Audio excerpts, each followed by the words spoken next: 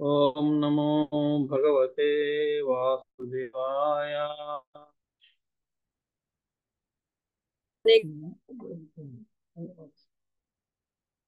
ओम नमो भगवते वासुदेवाय। ओम नमो भगवते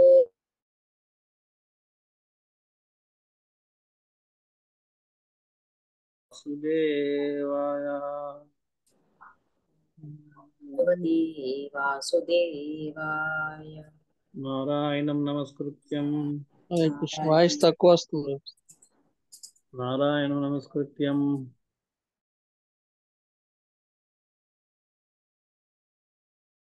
चैव नरोत्तमं देवीं सरस्वतीं व्यासं దేవీం సరస్వతిం వ్యాసం ततो जयमुदीरये। తతో జయాముదీరయే. नमः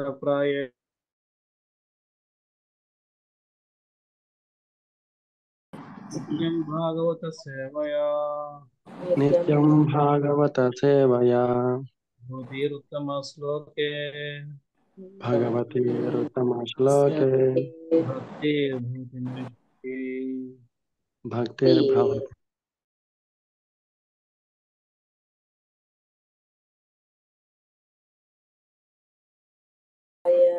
देवकी नन्दनाय च దేవకీ नन्दनाय च నందనాయ చ नन्दगोपकुमाराय नन्दगोपकुमाराय నందగోపకుమారాయ गोविन्दाय नमो नमः।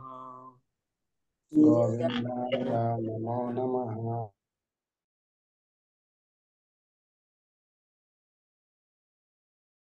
ज्ञानाञ्जनशलाकया चक्षुरुन्मिलितं येन तस्मै श्रीगुरवे नमः।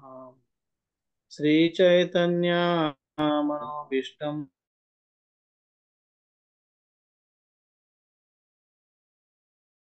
मह्यं ददाति स्वापदान्तिकं वन्देऽहं श्रीगुरो श्रीयुतापदकमलं श्रीगुरुं वैष्णवांश्च श्रीराम सहगना रघुनाथान्वितं तं सजीवं साद्वैतं सावधूतं परिजनासहितं कृष्णचैतन्यदेवं श्रीराधा कृष्णपदां सहगना ललिता श्रीविशाखान्वितांश्च हे कृष्णा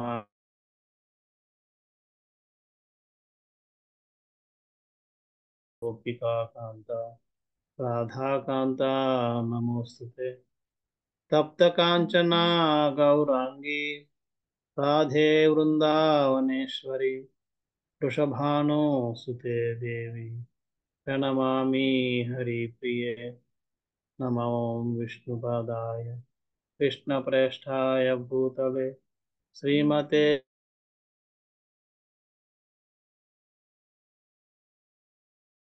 सरस्वते देवे गौरवाणी प्रचारिणे निर्विशेषा शून्यवादी पाश्चात्यदेशतारिणे वाञ्छाकल्पतरुभ्यश्च कृपा सिन्धुभ्य एव च पतितानां पावनेभ्यो वैष्णवेभ्यो नमो नमः।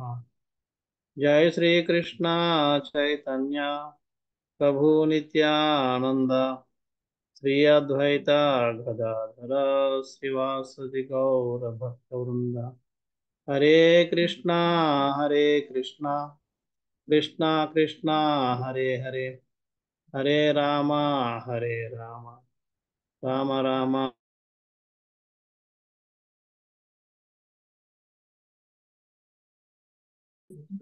నాకు ఒక పక్క ఏంటంటే పక్కంతా డార్క్ వచ్చింది. లైటింగ్ లేదు. ఒక్క నిమిషం, ఒక్క నిమిషం.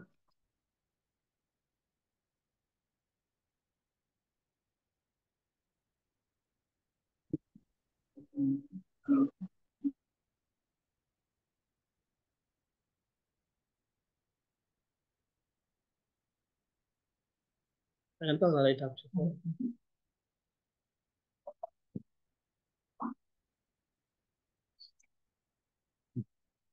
హరే కృష్ణ.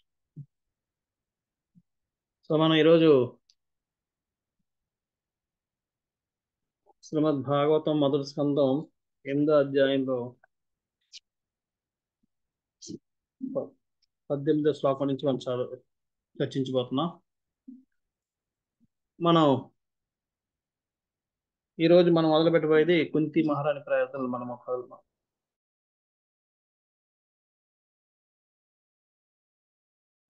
ఏ విధంగా భగవంతుడు ఉత్తర గర్భంలో ఉన్న పరీక్షిత్ మహారాజుని రక్షించాడు అన్న విషయాన్ని మనం చర్చించాం. అదంతా అయిపోయిన తర్వాత కృష్ణ భగవానుడు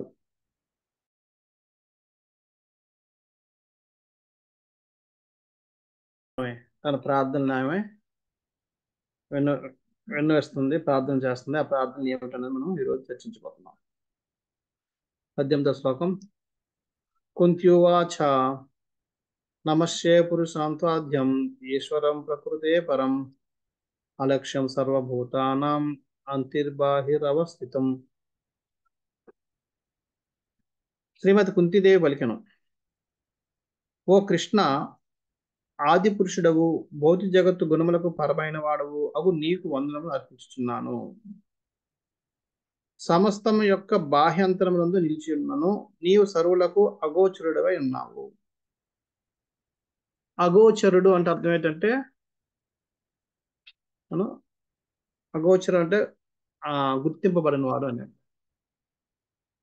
గోచరించడం లేదంటే గుర్తింపబడడం లేదు అంటే తెలుసుకోలేకపోతున్నారు అని. అంచేది ఇక్కడ కుంతి మహారాణి ఏమంటుందంటే, నువ్వు సమస్త జగత్తులో సమస్త బాహ్యంతరాల్లో ఉన్నావు అంటే 331 పేజీ. బాహ్యంతరాలు రెండిట్లోనే ఉన్నావు అంటే లోపల ఉన్నావు, ప్రతి ఒక్క జీవి లోపల ఉన్నావు, బయట ఉన్నావు, ప్రతి చోట ఎక్కడ చూసినా కనబడు, కానీ ఎవరు తెలుసుకోలేకపోతున్నాను, ఎవరికి కనబడడం లేదు. నువ్వు ఆది పురుషుడవు, ఈ సమస్త నువ్వు ప్రకృతే పరం, ఈ ప్రకృతి యొక్క గుణాలకి పరం. పరం అంటే ఇంకా ఆయనకన్నా అంతకన్నా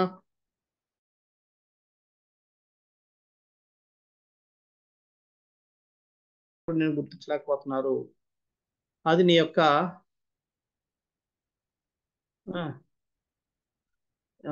ఇదని చెప్పి ఆమె ప్రార్థన చేస్తుంది.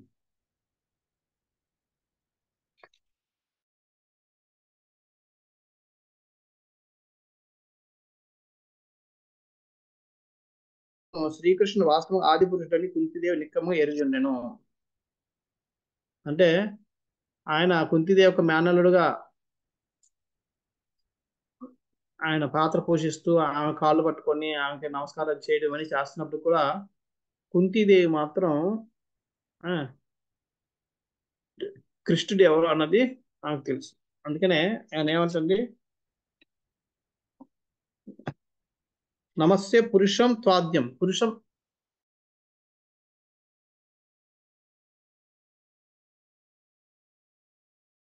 కృష్ణుడు అంటే నువ్వు మొట్టమొదటి వారివి, నువ్వు నాకంటే నా వెనకాల పుట్టినట్టుగా నాకన్నా చిన్నవాడిగా నువ్వు ప్రవర్తిస్తున్నప్పటికీ వ్యవహరిస్తున్నప్పటికీ నువ్వు మాత్రం ఆది పురుషుని విషయం నేను తెలుసుకోగలను అని చెప్పి ఆమె తన ప్రార్థన చెప్తుంది.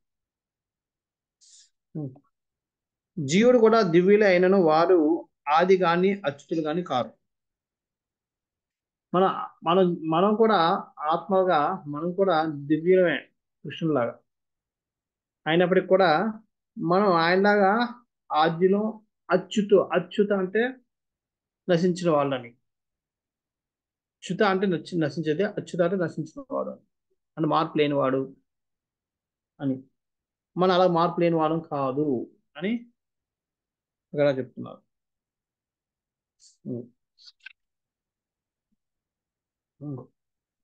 ఈ విధంగా శ్రీకృష్ణ సర్వజీవులకు అంతర్బాహ్యం నిలిచాను అగోచరని కృష్ణుడు కుంతిదేవి స్థిరపరుస్తుంది.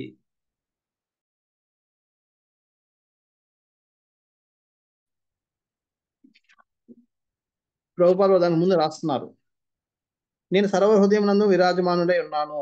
నా వలననే స్మృతి, జ్ఞానము, మరుపు మొదలగున్నవి కలుగుచున్నవి. వేదములు రచించేవాడును నేనే కనుక వేదముల ద్వారా తెలియదగిన వాడును నేనే. వేదాంతం బోధించే ఆచార్యుడును నేనే అని పలికారు. అన్ని ఆయనే. ఆ విధంగా జీవుడు సర్వజీవులకు అంతర్బాహ్యం నిల్చున్నప్పటికీ అగోచరుడు. ఇవి వేదాలు చదివిన వాళ్ళకు కూడా ఆయన గోచరించబడటం లేదు. అంటే వేదాలు చదివి కూడా ఆయన అర్థం చేసుకోలేదు. అది ఆయన తలకు ప్రత్యేకత. ఎందుకని భగవంతుడు ను ఎవరి కోసం అవుతాడంటే ఎవరికైతే భక్తి ఉందో వాళ్ళకి మాత్రమే ఆయన వశం అవుతాడు. జ్ఞానం వల్ల కానీ, ధ్యానం వల్ల కానీ, లేదంటే దానం వల్ల కానీ, వీటి దేని వల్ల కూడా ఆయన్ని తెలుసుకోవడం కానీ, ఆయన వశం చేసుకోవడం కానీ కష్టం.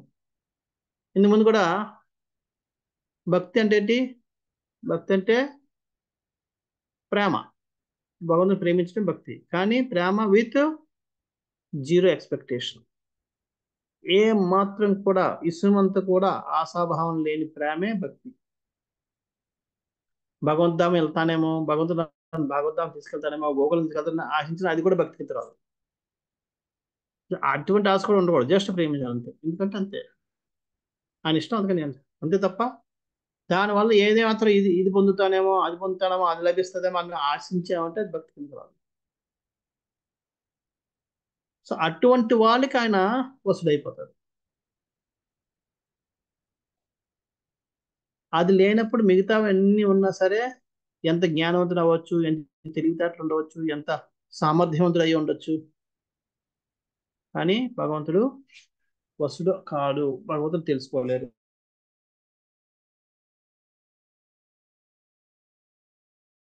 వ్యాపించున్న బాహ్య రంగాల్లో అన్నిట్లోనూ ఆయన వ్యాపించున్నప్పుడు కూడా ఎవరు కూడా కనబడ్డు, ఎవరు ఆయన అర్థం చేసుకోలేరు. అందుకని ఇక్కడ ప్రభుపాదులు చెప్తున్నారు, కానీ శరణాగత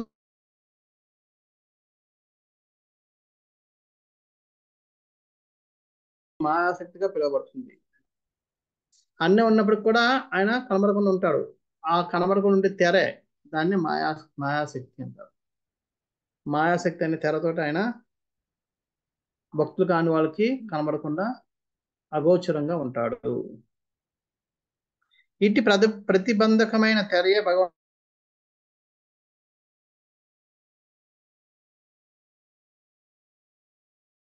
వివరింపబడింది. ఎవరైతే భగవంతుడు శరణాగతి తీసుకోకుండా తిరుగుబాటు దారుల్లో ఉంటారో వాళ్ళకి ఎవరికి కూడా భగవంతుడు అర్థం కనబడకుండా ఈ మాయా తెర అడ్డు వేస్తూ ఉంటుంది. ఇప్పుడు అదే చెప్తున్నాడు. నెక్స్ట్ దాంట్లో అదే చెప్తాడు. అంతే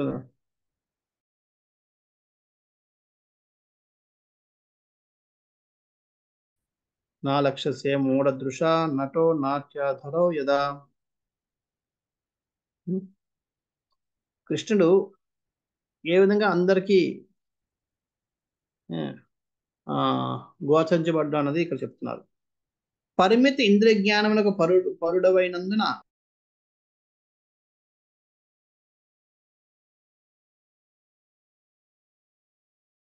ఏంటి పరిమిత ఇంద్రియ జ్ఞానం ఉంది మనందరం. కానీ మన ఇంద్రియాలు అసంపూర్ణ ఇంద్రియాలు. మనం ఎప్పుడు కూడా భ్రమలో ఉంటాం. అబద్ధాలు ఆడే లక్షణం ఉంది. మోసపూరిత మనస్తత్వం కలిగి ఉన్నాం. ఇటువంటి అపరిమిత అయిన అసంపూర్ణ ఇంద్రియాలు, అసంపూర్ణ లక్షణాలతోటి మనం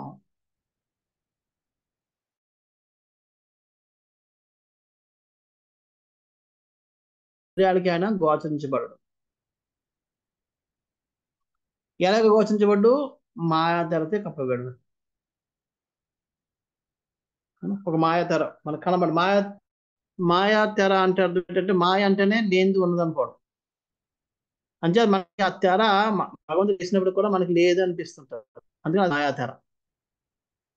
ఏం చేస్తున్నప్పుడు ఎప్పుడైనా చూడుకొని హాస్పిటల్లో చెకింగ్ చేయాలంటే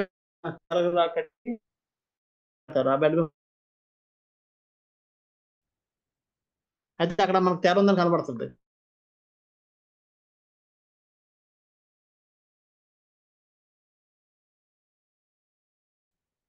అందుకనే కనబడదు కాబట్టి మనం లేదనుకుంటాం, కానీ ఉంది. లేనిది ఉన్నది, ఉన్నది లేనిది అనుకోవడమే మాయ. అంటే అది మాయా తెర. అది వేషధారి నటుడు గుర్తింపబడిన చందముగా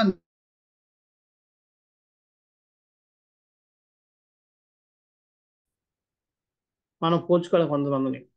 అదేవిధంగా భగవంతుని కూడా మనం మూఢులు మూర్ఖులు, భగవంతుడి మీద తిరుగుబాటు దారులు కలిగిన వాళ్ళు, వీళ్ళెవరు కూడా భగవంతుడు వీళ్ళెవరికి కనబడకుండా తన అందుకనే భగవంతుడు స్వయం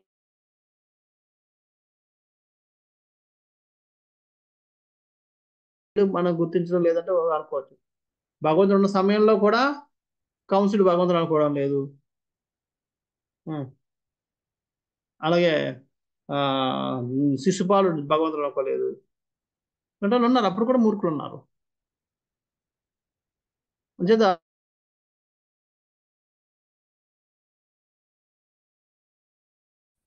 అర్థం చేసుకోగలం అనుకోవడం మన తక్కువ తెలియదు. అంచేత మనకి ఎవరికి కూడా ఆయన నటుడు కొన్నిసార్లు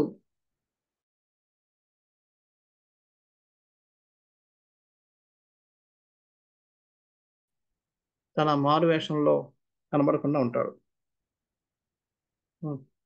అది. ఇక్కడ ప్రభుపాద భాషను చెప్తున్నారు, శ్రీకృష్ణుని పరతత్వంగా అంగీకరించుటకు సమ్మతింపని అసుర స్వభావం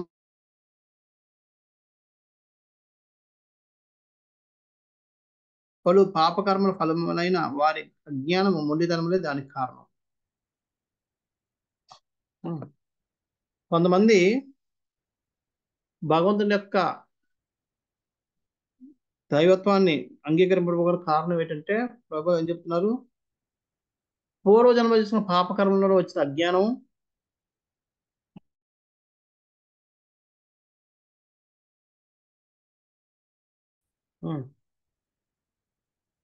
ఇక్కడ రావణాసుడికి ఎంతమంది చెప్పారు, విభూషణ్ ఎంత నచ్చి చెప్పినా మారలేదు, మారకూడదని నిర్ణయించుకున్నారు. ఆ మొండితనం వల్ల ఏమైంది, ఆయన తన ప్రాణాన్ని తెచ్చుకున్నాడు. మారీచుడు చెప్తాడు, విభూషణ్ చెప్తున్నాడు,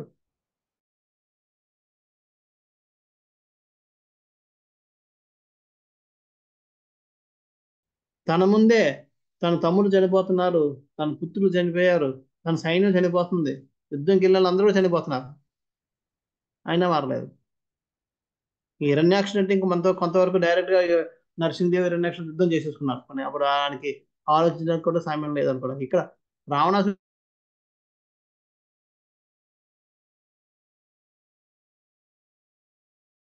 దుర్యోధనుడు అంతే, భీష్ముడు చనిపోయాడు, ద్రోణాచార్యుడు చనిపోయాడు, అందరూ వెళ్ళిపోతున్నారు, అయినా సరే ఇంకా కొంతమంది ఆ మొండితనం వల్ల వాళ్ళు భగవంతుని ఎప్పటికీ తెలుసుకోలేరు.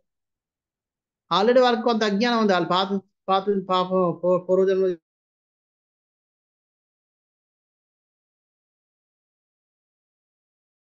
వాళ్ళు తెలుసుకోకుండా భగవంతుడి యొక్క పరతత్వాన్ని అంగీకరించుకున్న వాళ్ళు అలాగే ఉంటారు. మరి ఒక ముఖ్య విషయం ఏమనగా, అతడు తన పరిమితమైన ఇంద్రియముల పైన అధికంగా పడువారు ఎన్నడూ శ్రీకృష్ణుని దేవదేవుడుగా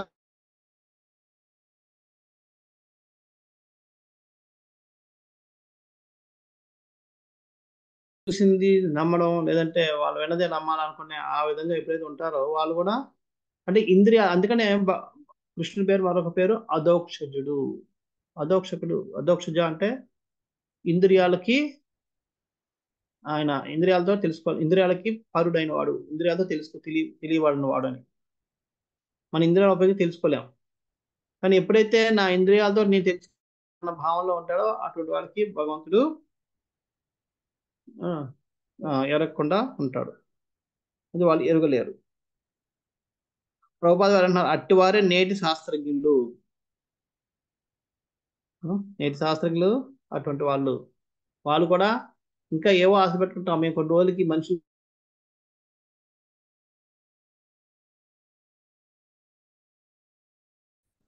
చేస్తున్నారు, వాళ్ళ ముందు వాళ్ళు ఎంత రీసెర్చ్ చేసి ఎన్ని చేసినా సరే మనుషులు చేస్తూనే ఉన్నారు, అయినా సరే ఇంకా ఇంకా ఇంకా ఏదో ఏదో సాధించేస్తాం అనుకొని కూర్చుంటున్నారు తప్ప వాళ్ళు సాధించలేమనే విషయాన్ని అంగీకరించడం లేదు.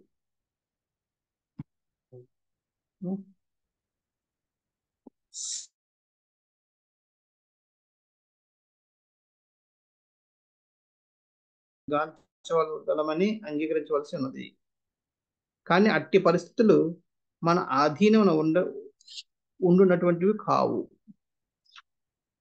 నేను సమస్తం చూడగలను అని అనుకోవచ్చు, మన టెక్నాలజీ తోటి మనం ఏదో చేయొచ్చని, కానీ సమస్తం చూడలేము. బైనాక్యులర్ పెట్టి దూరంగా ఉన్నవి చూస్తారు, ఎంత చూడగలరు? కొంత పరిమితి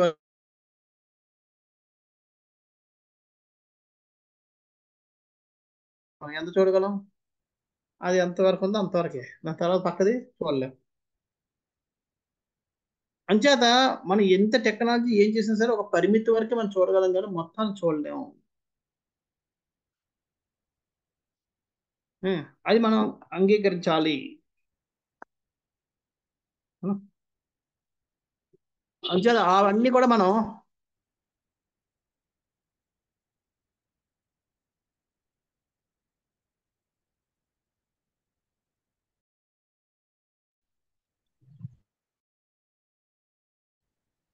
వాల్యూమ్ బాగానే ఉంది ప్రభుజీ.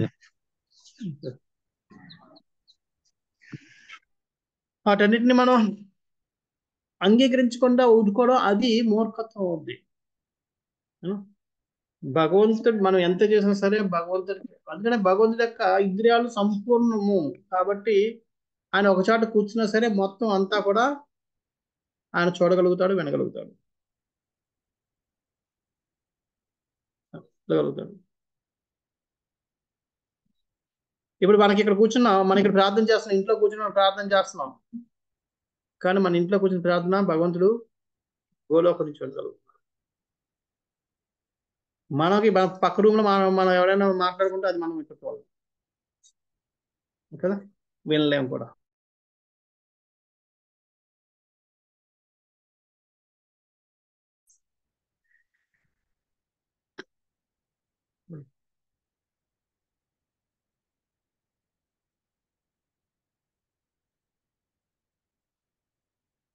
చేద్దాం మనం.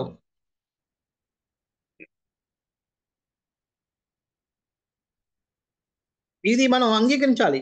మన ఇంద్రియాలు అసంపూర్ణం, అంటే అటువంటి అసంపూర్ణమైన ఇంద్రియాలతోటి మనం మొత్తాన్ని తెలుసుకోగలం, మొత్తం నేను అన్నం చేయగలను. అందుకని భగవంతుడు సర్వవ్యాప్తి కాబట్టి ఆయన మనం ఈ ఇంద్రియాలతోటి మనం గాంచలేము, మనం అర్థం చేసుకోలేము. మనం ఎంత చేసినా సరే ఆ కట్టెలు పడిపోతాయి. కొంతవరకే ఆయన మనల్ని ఎంతవరకు తెలుసుకోవాలి అనుకుంటాడో అంతవరకే తెలుసుకోగలం, అంతకుమించి తెలుసుకోగలం.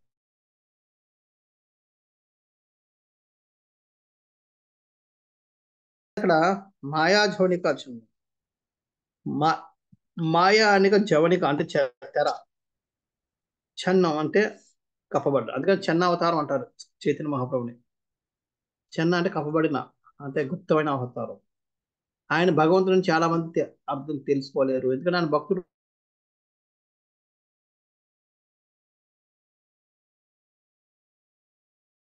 ఉన్న భక్తులు తప్ప మిగతా వాళ్ళందరూ కూడా ఆయన్ని చైతన్య మహాప్రభు ఒక మహాభక్తుడు, మహాకృష్ణ భక్తుడిని అనుకుంటారు, అంతే తప్ప ఆయన భగవంతుని చెప్పారు. ఎందుకంటే చెన్న అవతారం. అలాగే మాయా జవనిక చెన్న, మాయా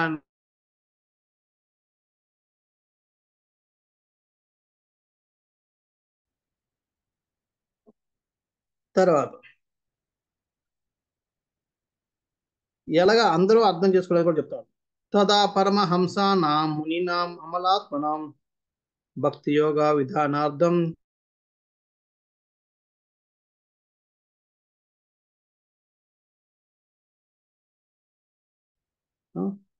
మునులు ఆ మహాత్ములు భక్తి యోగం ద్వారా తెలుసుకోలేకపోతున్నారు. వాళ్ళు ప్రయత్నం చేస్తున్న ద్వారా తెలుసుకోలేకపోతున్నారు. అంచేత ఇంకా మేము స్త్రీలమైన కథం ఏ విధంగా పశ్చేమ అంటే ఎదుగలం, గాంచగలం, అలా చూడగలం. నేను స్త్రీలో ఆయన మేము ఎలాగో తెలుసుకోగలం అని చెప్పి అంటారు. ఆత్మానాత్మ వివేచన ద్వారా పవిత్రాత్ములైన పరమంశులకు, మునులకు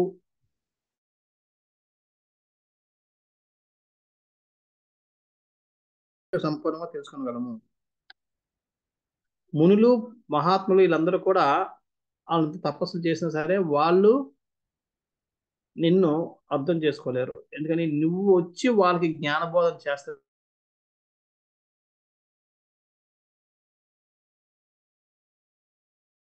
అన్ని సంవత్సరాలు తపస్సులు చేసినా సరే వాళ్ళు అర్థం చేసుకోలేకపోతున్నారు. మేము స్త్రీల ఇంట్లో ఉన్న స్త్రీలు మేము తపస్సు అంటే చెయ్యం, పూజలు చెయ్యం, ఏం చెయ్యం. మరి మాకేం తెలుస్తుంది, మేము ఎలా తెలుసుకోగలం అంటాం. ఇక్కడ కుంతి మహారాణి తాలూకు అక్కడ నమ్రత. చూడండి, కుంతి మహారాణి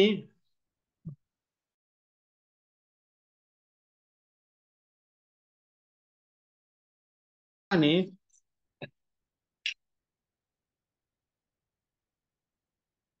అక్కడ శాస్త్రాలను విరుద్ధంగా మాట్లాడడం లేదు. ఈ రోజుల్లో మనం చాలా నేను స్త్రీలు అన్న బుద్ధిహీనులు లేకపోతే అంటే తక్కువ బుద్ధి, తక్కువ అల్ప బుద్ధులు అన్న చెప్తారు శాస్త్రం.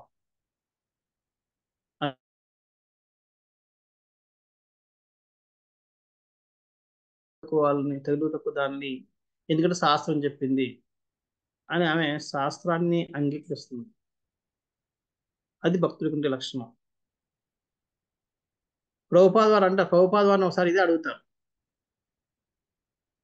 ప్రభుపాద మీరు లేడీస్ ఆర్ లెస్ ఇంటెలిజెంట్ అని చెప్పారు, నిజమేనా అంట అని రాశారు. నిజంగా మేము లెస్ ఇంటెలిజెంట్ అని అడుగుతారు ప్రభుపాద శిష్యురాలు. ఒక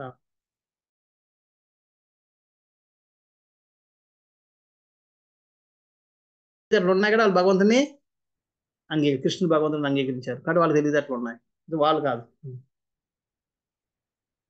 కృష్ణుని భగవంతుని అంగీకరించినట్టు వాళ్ళు భౌతికంగా ఎన్ని అచీవ్మెంట్స్ చేసినా సరే, ఎంత ఘనకార్యాలు సాధించినా సరే వాళ్ళు తెలివి తక్కువ కింద లెక్క. ప్రభుపాద వాడు అక్కడ తెలివైన వాడు ఎవరు?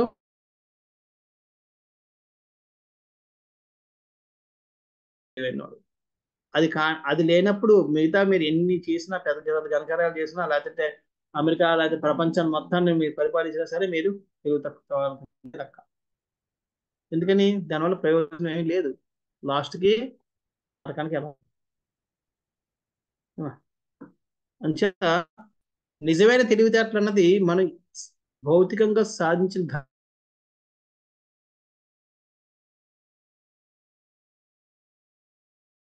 భగవంతుడు మనం ఎంత తెలుసుకున్నాం అదే మన తప్ప తెలివితేటలు. అంచేత ఏమే భగవంతుని మనకంటే ఎక్కువ తెలుసుకుంది. అందుకని ఇటువంటి ప్రార్థన చెప్తుంది. ఎంతో మంది భక్తులు ప్రార్థనలు ఉన్నాయి, కానీ కుంతి మహారాణి ప్రార్థనలు చాలా శ్రేష్టమైనవి. అన్నిట్లో అంత శ్రేష్టమైన ప్రార్థనలుగా మిగతా వాళ్ళందరూ గుర్తించినప్పుడు కూడా ఆమె ఏమంటారు,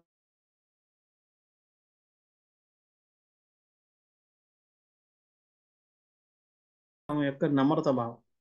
అలాగే ఎవరైతే నమ్రత ఉంటారో వాళ్ళకి భగవంతుడు సంపూర్ణంగా వసుడైపోయి వాళ్ళ అధీనంలోనే ఉంటాడు. అంచేత నువ్వు పరమహంసులు ముందు అలాంటి వాళ్ళకి కూడా భక్తియుక్త సేవ కోసం భక్తియుక్త సేవ చేయడం ఎలా ఏమిటి అని తెలియజేయడం కోసం నువ్వు అవతరిస్తుంటావు. అలాంటిది ఏమి వాళ్ళు తపస్సులు చేసుకుని అన్ని చేసుకున్న తర్వాత నీ యొక్క కృప వల్ల నువ్వు ఇచ్చిన జ్ఞానం వల్ల మత్తస్మృతి జ్ఞానం అపోహనం నా వల్ల ఆ జ్ఞానం వస్తుందని చెప్తున్నా కాబట్టి నువ్వు ఆ జ్ఞానం ఇస్తావు కాబట్టి వాళ్ళు తెలుసుకోగలుగుతున్నాను నేను.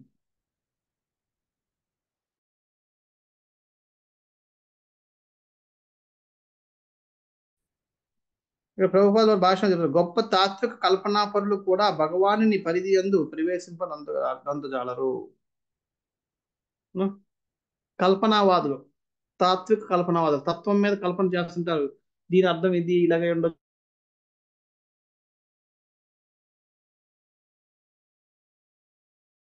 దీని అర్థం ఇలాగా, దీని అలాగే చేసి చెప్తుంటారు. తర్కం లేకపోతే కల్పన చేసి కలుగుతూ ఉంటారు. వాళ్ళు కూడా భగవంతుడి యొక్క పరిధిలోకి ప్రవేశించలేరు. ఎందుకంటే భగవంతుడు చూడండి, ఇప్పుడు మనం ఏదైనా కొనాలనుకుంటున్నాం, మనం షాప్కి వెళ్ళాం అనుకోండి, షాప్కి ఒక వస్తువు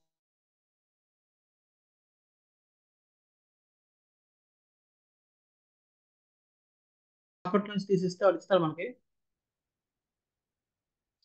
భగవంతుడు మన పాకెట్లు మన జోబులో తీసి ఇవ్వాలి.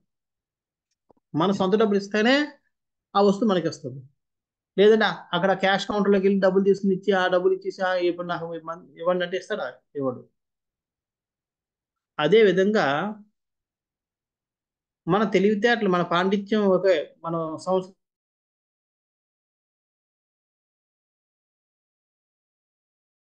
భగవంతుడి యొక్క సొత్తు. మన బుద్ధివంతులు అనుకుంటే మన బుద్ధి తెలివితేటలు కూడా భగవంతుడి యొక్క సొత్తు. మన శక్తి సామర్థ్యాలు ఉంటే అవి కూడా భగవంతుడి సొత్తు. ఆయన డబ్బులు అంటే భగవంతుడి సొత్తు భగవంతుడికి ఇస్తే భగవంతుడు మనకి ఎందుకు వసం అవుతాడు? మన సొత్తు అంటే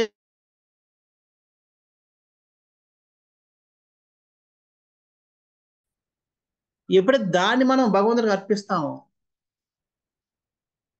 దాన్ని ఎప్పుడైతే మనం ఇస్తామో అప్పుడు ఆయన తన వశం అవుతాడు. అంచేత ఇక్కడ కల్పనా పరులు, కల్పన అంటే కల్పన చేసుకునే వాళ్ళు, వాళ్ళ తెలివితేటలు, వాళ్ళ బుద్ధిని, వాళ్ళకు బుద్ధి కుశలతని లేదా వాళ్ళ తెలివితేటలని, వాళ్ళ వాక్చాతుర్యాన్ని వీటిని ఉపయోగిస్తారు.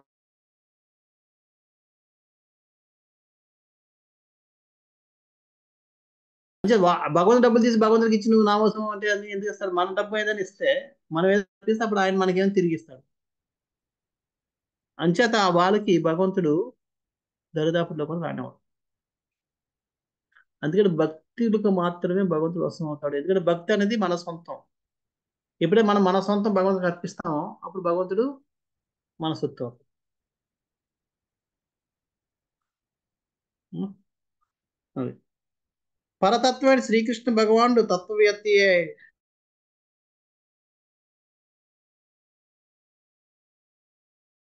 తెలియబడినది. ఘనమైన పాండిత్యంచే గాని, ఘనమైన మేధస్సుచే గాని అతను తెలియబడడు.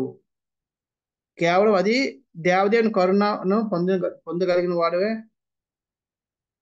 అతన్ని ఎరుగగలను. అది అంచేత మనం ఎంత ఘనమైన పాండిత్యాన్ని సాధించినా, తెలివితేటలు ప్రదర్శించినా భగవంతుడు ఆయన వశం అవడు. ఎందుకని? అది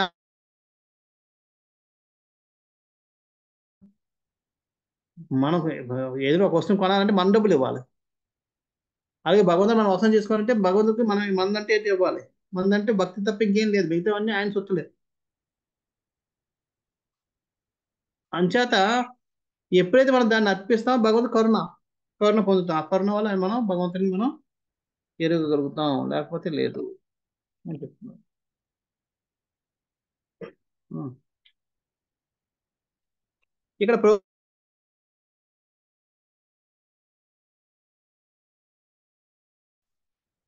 కుంతి మహారాణి ఏమంటుంది? స్త్రీలమైన మేము నిన్నెట్లు సంపూర్ణంగా తెలుసుకోగలము అని చెప్తుంది. మేము తెలుసుకోలేము నిన్నని. కానీ ప్రభుపాద వారు దానికి వ్యతిరేకంగా భాషను రాస్తున్నారు.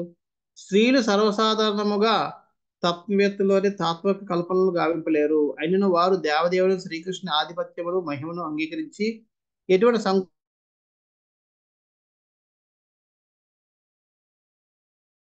సంచే శీఘ్రముగా అనుగ్రహింపబడుదురు.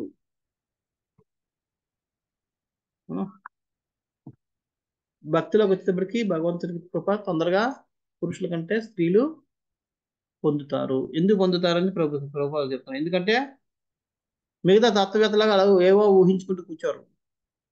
మీరందరూ భగవంతుడికి ప్రార్థన చేయాలండి, జపం చేయనట్టు జపం చేసేస్తారు. రోజు ఆరతి ఇవ్వాలని ఆరతి చేస్తారు.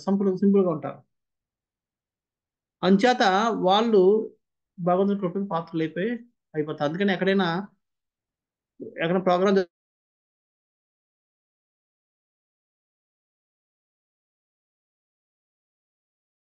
చాలా సరళంగా ఉంటుంది మగవాళ్ళ కంటే. పిల్లల మనస్తత్వం కూడా సరళంగా ఉంటుంది కాబట్టి, పిల్లల మనస్తత్వం ఎలాగైతే సరళంగా ఉంటుందో స్త్రీల మనస్తత్వం కూడా సరళంగా ఉంటుంది కాబట్టి వాళ్ళు చాలా తొందరగా భగవద్ కృపకి పాత్రలు అవుతారు. అది ఇక్కడ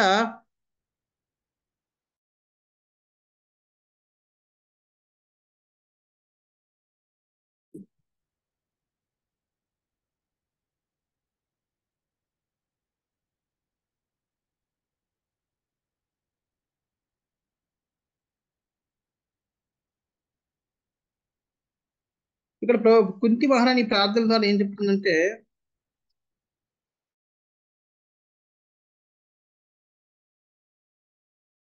ఆ, ఇవన్నీ ఎలా చెప్తుంది ఎందుకంటే అది చాలా మనకి ఈ భౌతిక జగత్తులో మనం అలాగా ఆ సాధ్యం అది. ఇప్పుడు అంతా వ్యాపించుంటే పొగ అంతా చూసి ఎక్కడ పొగ కనబడుతుంటే మనం ఎక్కడ చూసినా పొగ కనబడుతుంది. కానీ భగవంతుడు అంతా వ్యాపించి ఉన్నాడు అంటాడు కానీ ఎవరికి కనబడదు. అది భగవంతుడి యొక్క లీల.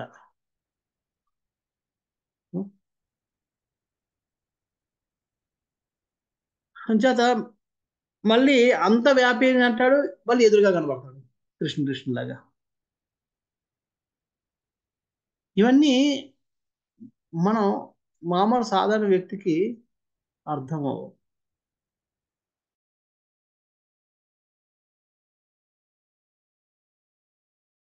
ఆయన మనం అర్థం చేసుకున్న విషయాన్ని మనం అంగీకరించాం కాబట్టి మనకు అర్థం అవుతుంది. చూడండి దీంట్లో బ్యూటీ ఏంటంటే నాకు భగవంతుడు అర్థం అవడు అనుకుంటే అర్థం అవుతాడట. హ్మ్. నేను భగవంతుని అర్థం చేసుకోవాలని అనుకుంటే అర్థం అవడు. మనం ఎంత భగవంతుని అర్థం చేసుకుని ప్రయత్నిస్తామో అంత అర్థం అవుతుంది మనకు.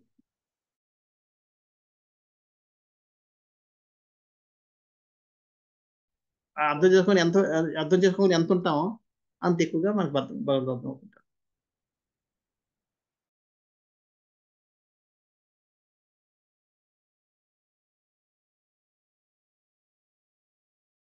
అంచేత మనం భగవంతుని అర్థం చేసుకుని తెలుసుకుని ఆయన కోసం అంతా అలా చేసి అంతా తెలిసిన తర్వాత సేవ చేద్దాం అనుకుంటే మనం ఎన్నటికీ భగవంతుడు తెలుసుకోలేము, సేవ కూడా చేయలేము. భగవంతుడు ఎలాగంటే నాకు ఈ సేవ నేను చేసుకుంటాను అని ఆనందంగా మనం సేవ చేయడం మొదలు పెడతాం, భగవంతుడు మొత్తం అర్థం అవుతుంది మనకి.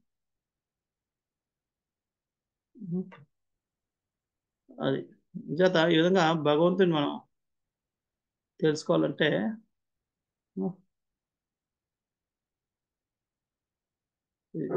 ఇక్కడ ఇందాక మాయా జవనిక చలనం అని చెప్పాను. మాయా అనే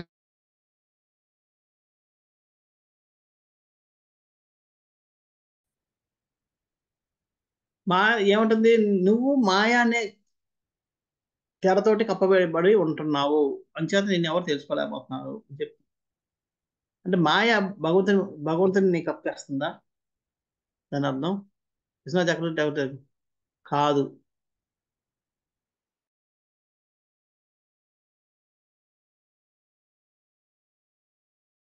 మాయా మాయాన తెరతో కప్పబడి ఉన్నావు అని కుంతిమారని చెప్పడం వెనక అసలు అర్థం ఏంటంటే మాయ ఆమెను కప్పుతుందని కాదు. ఎలాగంటే ఇప్పుడు సూర్యుడు పైన ఉంటాడు, మొదటి ఇంత చిన్న మేఘం వస్తుంది, ఆ మేఘం సూర్యుని కప్పేస్తుంది, మనకి సూర్యుడు కనబడ్డు. మనం ఏమంటాం, సు-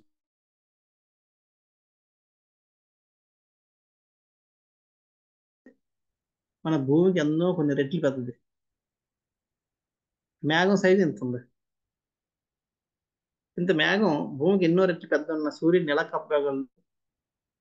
కప్పలేడు. కానీ మనం ఏమంటాం, సూర్యుడు మేఘాలతో కప్పబడ్డాడని చెప్తాం. అదే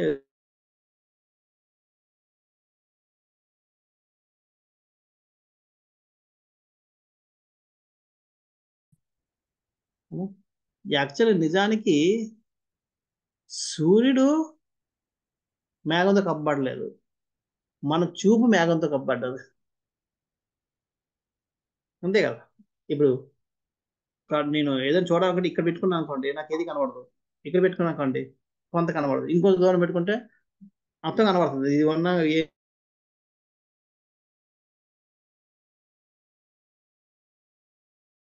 చూపుకి మన సూర్యుడి మనం చూస్తున్నాం, సూర్యుడు కప్పడం లేదు, ఆ మేఘం మన చూపుని కప్పబెట్టింది కాబట్టి మన సూర్యుడు కనపడ్డది. ఒకసారి మేము కాశీయాత్రకి వెళ్ళాం. కాశీయాత్రలో అందరూ దర్శనంకి వెళ్ళాం, కాశీ విశ్వనాథ్ దర్శనంకి వెళ్తున్నాం. అందరూ లైన్లో నిలబెట్టి మేము అందరినీ పంపించి వస్తున్నాం.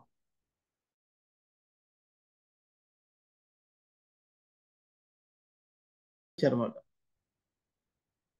ఆమె ఏమంటుందంటే మా 39 మంది తప్పారు బాబు ఎక్కడో అంటుంది.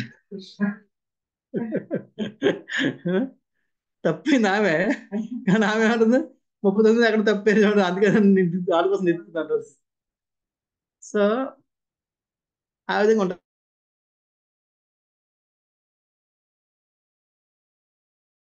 సూర్యుని తప్పించిందండి. అదేవిధంగా భగవంతుడిని మాయ ఎక్కడ కప్పదు. మాయ కప్పెట్టిందంటే యాక్చువల్గా మాయ మనల్ని కప్పెట్టింది, అంచేత భగవంతుడు కనబడడం లేదు. సో అంచేత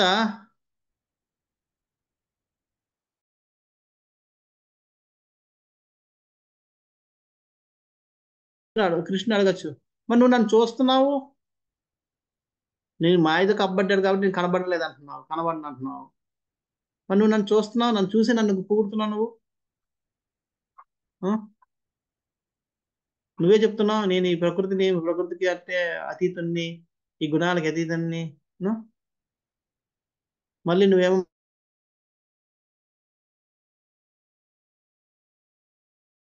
మారు వేషం వేసుకుని తెలియకుండా ఉంటున్నాను అని చెప్పి మళ్ళీ నన్ను నువ్వే తిడుతున్నావు అని చెప్పి విశ్వనాథ చక్రవర్తి ఠాకూర్ ఆయనకి ఆయన మళ్ళీ ప్రశ్న వేస్తున్నాడు. ఇందాక ఇంతకు ముందు దాని శ్లోకానికి. ఆ? దానికి మళ్ళీ ఆయన సమాధానం చెప్తున్నాడు. అంటే ఒక డ్యాన్స్ చేసేవాడు సినిమాలో యాక్ట్ చేస్తారు, వాడు అక్కడ సినిమా వేస్తారు, ఒకడు కూడా చంపేసుకుంటారు, రెండోడు కళ్ళకు నీళ్ళు ఏడుస్తుంటాడు, ఇక చూసిన ఏడ్చేస్తుంటాడు. కానీ అక్కడ జరిగింది అది చంపలేదు, వాడు చావలేదు, ఏమీ లేదు. కానీ ఇక్కడ చూసేవాడు మాత్రం వాళ్ళు ఏడిస్తే వాళ్ళు చూసి ఆడ దుఃఖం చూసి మనం ఏడిచేస్తుంటాం. లేదా ఆడ కొంత చేసి రెండు రెండు అని వాళ్ళు కొంతమంది కేకలేస్తుంటారు మధ్య మధ్యలో. యూనో యూనో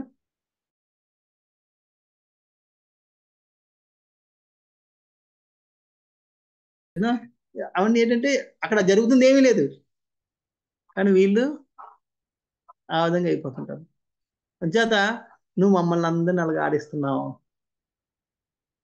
అక్కడ నువ్వేమీ లేదు, కానీ నువ్వు మమ్మల్ని అలాగా ఆడిస్తున్నావు.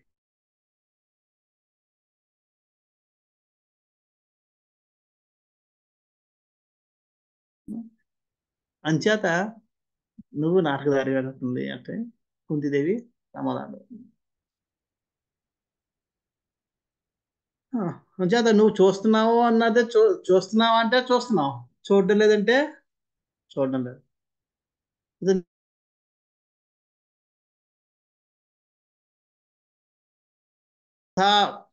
దాంట్లో శ్లోకంలో వస్తుంది, తదా పరమహంసానం అని చెప్పి దీంట్లో కూడా వస్తుంది. అక్కడ యథ నాట్య నటో నాట్య యథ 19వ శ్లోకంలో నటో నాట్యధరో యథ. యథ అన్నది ఏ విధంగా అయితే, అక్కడ సీన్ బట్టి ఆ యాక్షన్ ఎలా చేస్తాడో ఆ యాక్షన్ బట్టి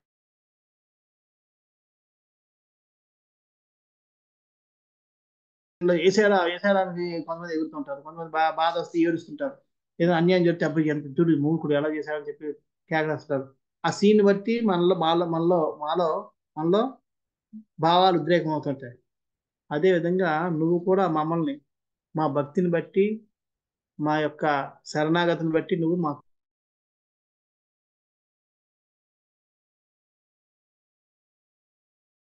దారిని ఎలాగైతే చేస్తున్నారో ఆ విధంగా నువ్వు కూడా మా వేషధారివి అని చెప్పి అవన్నీ చెప్తారు. ఆ విధంగా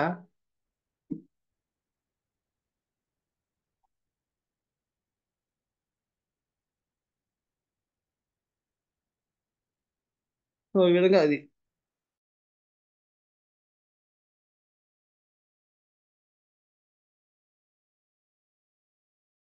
దీంట్లో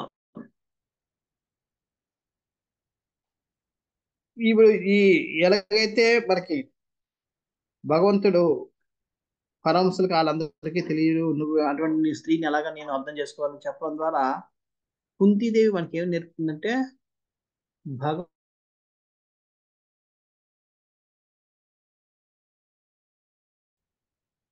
శాస్త్రం ఉన్నది వేరేదేం కాదు, ఎవరో రచించింది కాదు, భగవంతుడి యొక్క ఉపదేశాలు.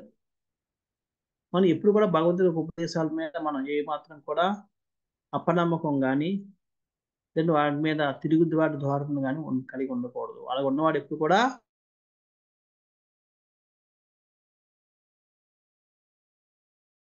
పోవాలన్న విషయాన్ని ఇక్కడ ఈమె మనకి ఈ ప్రార్థన ద్వారా నేర్పుతుంది. అలా ఎవరైతే చేస్తారో ఉం, ఆ నమ్ర భావంతో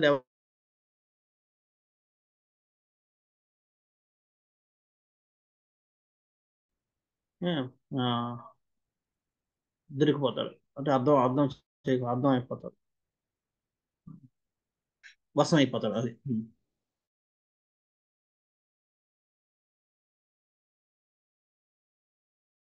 తెలివితేటల్లో లేదంటే మన యొక్క అందం, మన యొక్క సంపదలో, లేదా మన యొక్క ఏవో వీటి మీద ఆధారపడి భగవంతుని తెలుసుకుందాం అనుకుంటే మనం ఎప్పటికి కూడా భగవంతుని తెలుసు.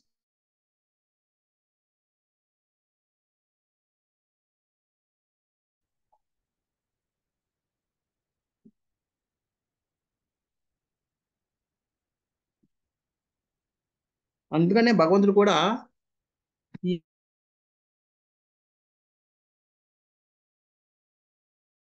తపనలో ఉంటారు. కాబట్టి అటువంటి వాళ్ళకి వాళ్ళ తపన బట్టి తపనకు అనుగుణంగా వాళ్ళకి ఒక్కొక్కరికి ఒక్కొక్క రకంగా ఆయన ఆ, ప్రత్యక్షమై ఆ జ్ఞాన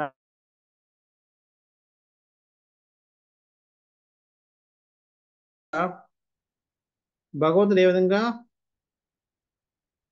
భక్తవత్సలుడు అన్న విషయాన్ని నువ్వు అంటే ఇక్కడ స్త్రీని అయిన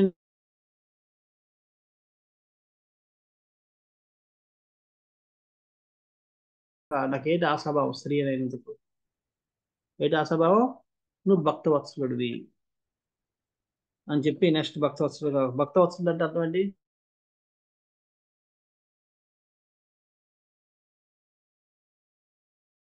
చూసుకునేవాడు వెళ్ళి. అందుకని ఇక్కడ ఈ ప్రార్థన చేస్తుంది. ఇది చాలా ఫేమస్, మనం ఎప్పుడు చెప్పుకుంటాం. కృష్ణాయ వాసుదేవాయ దేవకీ నందనాయ చ నందగోప కుమారాయ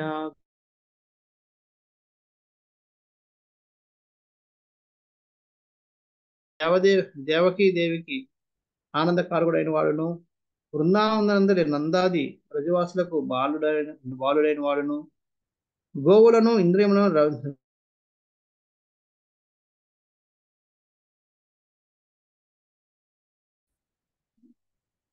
యాక్చువల్గా భగవంతుడి యొక్క అంటే భగవంతుడి యొక్క ప్రధానమైన పేరు కృష్ణ.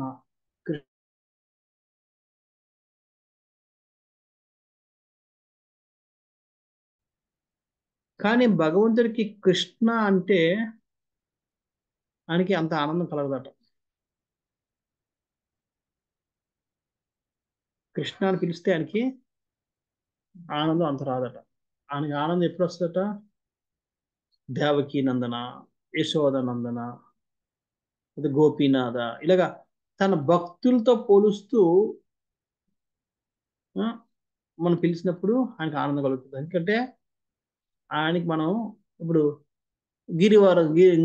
గిరివరదారి అన్నాం అంటే గోవర్ధన్ని ఎత్తి పెట్టుకున్నవాడని. ఇప్పుడు ఆయనకి ఆ లీల గుర్తుకొస్తుంది.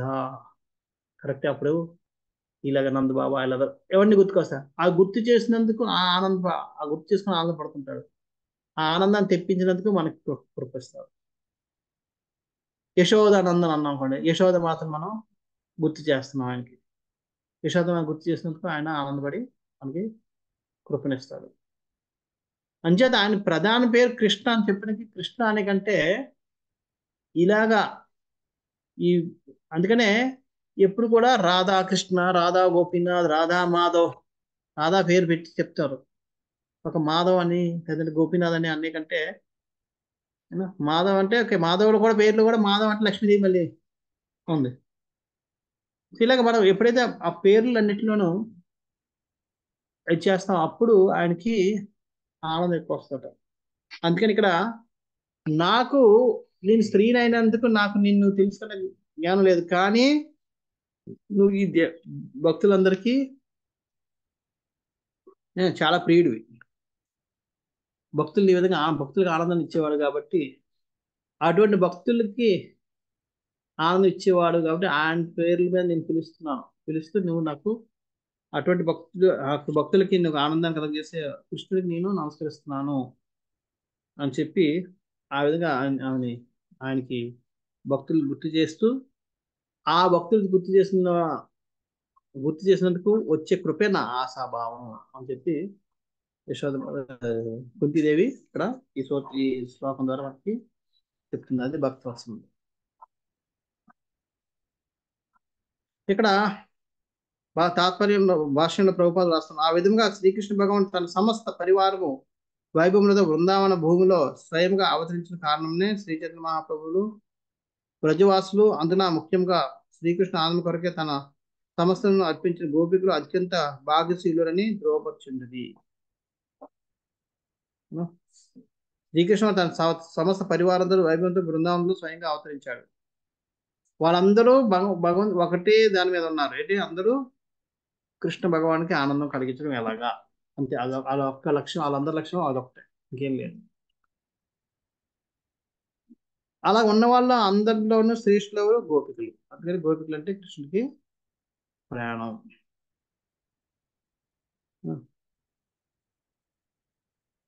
అందుకని అక్కడ భగవంతుడికి గోపికలు వాళ్ళతో పాటు బ్రాహ్మణులు గోవులు కూడా చాలా ప్రియం. అంతే ప్రభుపాదులు రాస్తున్నారు. బ్రాహ్మణత్వము గోరక్షణ అనేది రెండింటిపైననే మానవ అభ్యుదయము ఆధారపడి తెలియజేయచ్చు. గోవిందుని రూపమున శ్రీకృష్ణ భగవానుడు బ్రాహ్మణులు గోవుల మీద అతి కరుణను చూపుతున్నాడు కనుక అవి లోపించిన చోట శ్రీకృష్ణుడు ప్రియము నందడు.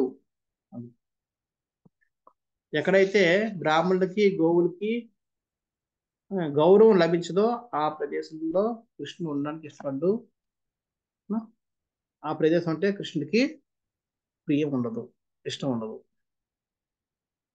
అంచేత ఒకప్పుడు భారతదేశంలో ఇవి బాగా జరుగుతుండేవి. ఇప్పుడు అది కూడా నశించిపోతుంది. కాబట్టి భారతదేశంలో కూడా కృష్ణ ప్రేమ తగ్గిపోతుంది.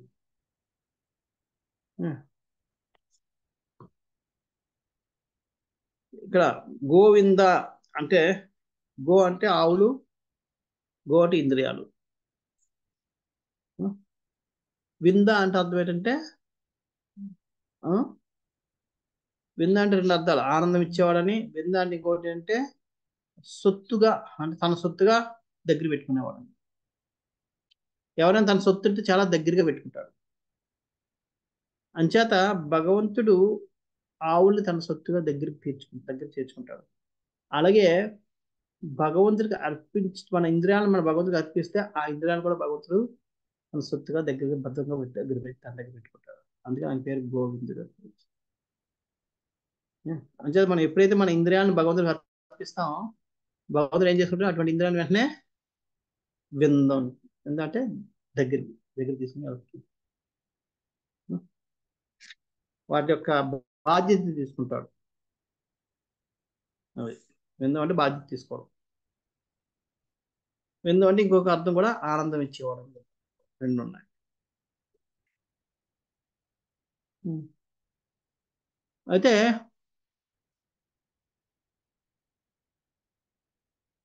కృష్ణుడికి కృష్ణ భక్తులు అంటే చాలా ఇష్టం. అందుకే ఎందాక చెప్పినట్టుగా మన కృష్ణుడి పేర్లతోటి సొంతగా అంటే హరి అంటే కృష్ణుడి పేరు. కానీ హరి కృష్ణ ఇలాగంటే అనే దానికంటే అధోక్షజ అంటే ఇంద్రియాలతోటి తెలుసుకోలేని వాడు అని ఇలాంటివన్నీ వాడే ఉన్నాయి. అన్నీ నిజాలే. కానీ వాటికంటే ఎప్పుడైతే భక్తుల పేరుతోటి కలిపి పిలుస్తామో అప్పుడు ఆయనకి ఇష్టం. అది ఎక్కువ ఆయనకి చాలా ఇష్టంగా ఉంటుంది అన్న.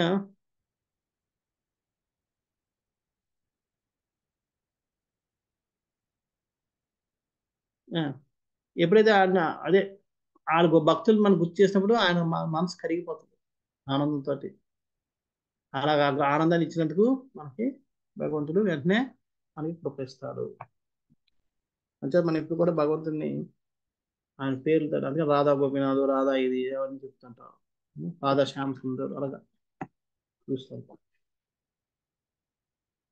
ఇప్పుడు నువ్వు భక్తవత్సలుడు కాబట్టి నమస్కరిస్తున్నాను అని చెప్తున్నా. అది ఎలా నమస్కరిస్తుంది చూడండి ఇక్కడ. నమ పంకజ నాభాయ నమ పంకజ మాలినే నమ పంకజ నేత్రాయ నమస్తే పంకజాంగ్రయే. అంఘ్రి అంటే పాదాలని అర్థం. ఉం? పంకజ అంగ్రి, పంకజాలు అంటే పాదాలు ఉన్నవాడు అనే. ఇక్కడ ఈమె నమస్తే పంకజాంగ్రియే లాస్ట్ లో చెప్తుంది పాదాలు నమస్కారం. యాక్చువల్గా మనం ఎప్పుడైనా దర్శనం చేసుకున్నా ఏం చేసినా సరే, మనం ఎప్పుడైనా ఎవరిని కలిసి ఫస్ట్ ఏం చేస్తాం? ఫస్ట్ వెళ్ళి ఆలింగనం చేసుకోం, ఫస్ట్ వెళ్ళి కాళ్ళకి నమస్కారం పెడతాం పెద్దవాళ్ళు. అని మనం ముందు టచ్ చేయాల్సింది కానీ, లేదంటే స్పర్శించాల్సిందైనా, చూడాల్సిందైనా, ఏదైనా చేయాల్సింది ముందు పాదాలు పెద్దవాళ్ళకి. ఇక్కడ కృష్ణుడు ఉత్తముడని తెలుసు, శ్రేష్ఠుడని తెలుసు, భగవంతుడని తెలుసు. అయినా సరే ఏమి అది లాస్ట్ లో పెట్టింది, లాస్ట్ లో నమస్కారం పెడుతుంది. నమస్తే పంకజ నాభాయ, నాభిద మొదలైంది ఆమె. పంకజ అంటే పద్మం లాంటి, తామర పువ్వు లాంటి. నాభిక పంకజ మాలినే, పంకజ అంటే పద్మాలు, తామర పువ్వుల మాల వేసుకున్నాడు, పద్మాల మాల వేసుకుంది. పంకజ నేత్రాయ, నీకు నేత్రాలు కూడా పంకజాలు రెండు తామర పువ్వుల్లాగా ఉన్నాయి. పంకజ అంగిరియే, నీ పాద పద్మాలు పంకజ, నీకు అన్నిటికీ నమస్కారం, నమః నమః నమః అని చెప్తారు. అలా చెప్పడానికి కారణం చెప్తారు, ఎందుకంటే ఆమె ప్రభుపాద కూడా రాస్తారు. ఆమె అక్కడ తనకి అత్తగా వ్యవహరిస్తుంది. కృష్ణుడు ఎప్పుడు వచ్చినా కుంతీదేవికి నమస్కారం చేస్తుండేవాడు. అలాంటిది ఇప్పుడు కుంతీదేవి వెళ్ళి నమస్కారం, నీ కాళ్ళకు నమస్కారం అంటే కృష్ణుడు కొద్దిగా ఇబ్బంది పడతాడు. అందుకని ఇవన్నీ చెప్తూ లాస్ట్ లో అది కూడా చెప్పిస్తుంది. అందుకని ఆమె పాదాలతో అలాగని చెప్పి పైనుంచి కూడా ఆశీర్వాదం కూడా ఇవ్వడానికి ఆమెకి ఇష్టపడలేదు. అందుకే మధ్యలో స్టార్ట్ చేసింది, నాభి నుంచి. అది పంకజ నేత్రాయ నుంచి స్టార్ట్ చేసిండేది. అను అది ఆమె మనసు ఒప్పడం లేదు. అరే భగవంతుడు, నేను పైనుంచి ఎలా చూస్తాను, కింద నుంచి చూడాలి, కానీ కింద నుంచి చూస్తే ఆయనకి ఇబ్బంది కలుగుతుంది. అందుకని మధ్యస్థంగా నాభితో స్టార్ట్ చేసింది. సో ఇది కారణం. అంచేత భక్తులు అటు వారి యొక్క భావాలని వదులుకోలేరు, అలాగే చెప్పి భగవంతుడు కూడా ఇబ్బందిని పెట్టకూడదు అనే భావనలో కూడా ఉంటారు. అది ఇక్కడ హే ప్రభు పద్మనాభుడవు, సదా పద్మమాలొచ్చి అలంకృతునిగా నుండి వాడువు, పద్మముల వంటి చల్లని చూపులు కలవాడు పద్మ చిహ్నితములకు పాదములు గలవాడు అగు నీకు హృదయపూర్వక వందనములు అర్పించుచున్నాను. అది. సో ఈ విధంగా ఆమె ప్రార్థనలు. దీంట్లో ప్రభుపాల్ వారు రాస్తారు ఏంటంటే,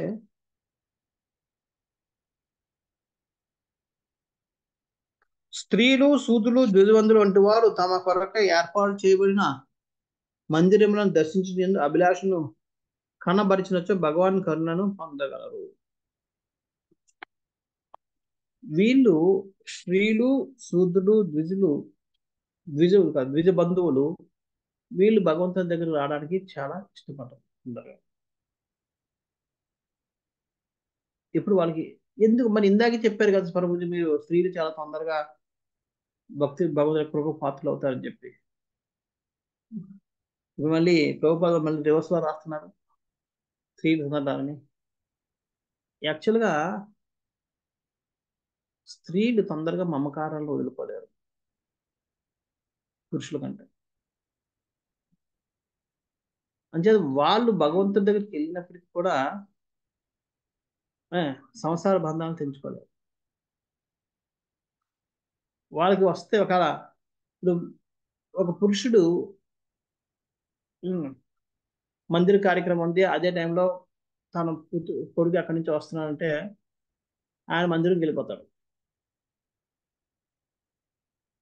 వెళ్ళిపోయి కొడుకు ఏదో ఆటో ఏదో కట్టించి వచ్చారని చెప్పి ఏదో చెప్పి అది ఎవరిని పంపించి వచ్చేస్తాడు. తల్లి కూడా అలా చేయొచ్చు. ఓకే, అన్ని వండి పెట్టేసి ఇంట్లో మందిరికి అందరూ వడ్డించుకోవాలని చెప్పేసి వెళ్ళిపోవచ్చు. అని వెళ్ళదు. కొడుకు వస్తున్నాడు, నా చేతిలో తిని పెట్టాలి, వండి పెడతాయనే బాబు, ఎంత దూరం నుంచి వస్తాడు, ఎప్పుడు తిన్నాడు ఏటో, ఇలాంటివన్నీ ఆ మమకారం వల్ల తొందరగా ఆమె రాదు. అది ఇక్కడ అర్థం. కాబట్టి వస్తే తొందరగా భగవంతుడికి ఏం చెప్తే చేసేస్తారు. అంచేత ఆ విధంగా వాళ్ళ కొరకు పరివర్తన వస్తుంది. కానీ రావడం కష్టం. అందుకని ఇక్కడ ప్రభుపాద అదే చెప్తారు. శ్రీపాద వారు వంటి వారు తమ కొరకే ఏర్పాటు చేయబడిన మందిరంలో దర్శించిన ఎందు అభిలాషం కనబరిచినచో వారు భగవాన్ భక్తిని పొందగలుగుతారు. అభిలాష చాలా తక్కువ ఉంటుంది. వచ్చితే మాత్రం వాళ్ళు ఇంకా అన్ని ఆలోచించరు. ఇలా ఎందుకు అలాగెందుకు అక్కడ ఉంది ఇలాగా ఇక్కడ ఇలా ఉందా అని తర్కాలు పెట్టి ఇలా ఇంత అంత గొడవ పెట్టరు. దాని చేసి వెళ్ళిపోతుంటారు. అది సింపుల్ ఆర్ట్ ఉంటారు కాబట్టి సరళంగా ఉంటారు కాబట్టి కోపం తొందరగా పొందుతారు. కానీ రావడానికి కొద్దిగా బంధాలు తెచ్చుకోవడానికి కష్టపడతారు. అది. భగవద్దర్శనమున తొలుత పాదపద్మం దర్శన గావించి క్రమంగా ఉరువులు కటి ప్రదేశము వక్షస్థలము ముఖారవిందము దర్శించవలను. పాదపద్మం దర్శించకుండా నేరుగా భగవాన్ ముఖం దర్శించడం చేయరాదు. కానీ కుంతిదేవి తాను భగవాన్ మేనత్త అయిన కారణమున శ్రీకృష్ణుడు సిగ్గుపడిననేమో అని తలచి ఇచ్చట తన దర్శనమును పాదపద్మం నుండి ఆరంభింపలేదు. కనుకనే అతనిని ఈ పరిస్థితి నుండి రక్షించడం కొరకు కుంతిదేవి కటి ప్రదేశం నుండి గాంచుచు క్రమంగా ముఖ ప్రదేశమును చేసిన పిదప పాదపద్మం గాంచను. ఇప్పుడు మనం ఇందా చర్చించిందే. మనం ఎప్పుడు కూడా దర్శించేటప్పుడు భగవంతుడి యొక్క పాదాల నుంచి పిక్కల నుంచి ముడుకుల నుంచి ఉరులు అంటే తొడల నుంచి నడుము ఛాతి ఇలా ఒక్కొక్కటి పైకి చూసుకుంటూ రావాలి. అది దర్శించే విధానం. కానీ ఇక్కడ మేనత్ కాబట్టి భగవంతుడు సిగ్గుపడతాడు అన్న దీని మీద ఆమె కటి ప్రదేశం నుంచి స్టార్ట్ చేస్తుంది.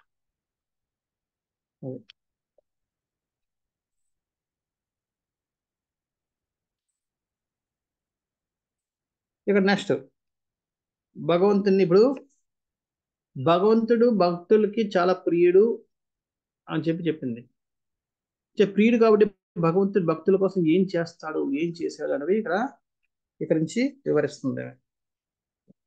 యదా ఋషికేశ కలేన దేవకి కంసేన రుద్ధాతి చిరం సుచార్పిత విమోచితాహం చ సహాత్మజా విభో త్వయైవ నాదేన ముహుర్విపద్గత ధనాత్. ఓ ఋషికేశ, దేవదేవ, క్రూరుడైన కంసునిచ్చే చిరకాలమును బంధింపబడి కష్టములకు గురి అయిన నీ తల్లి దేవకీ దేవిని నీవు ముక్తురాలను చేస్తువి.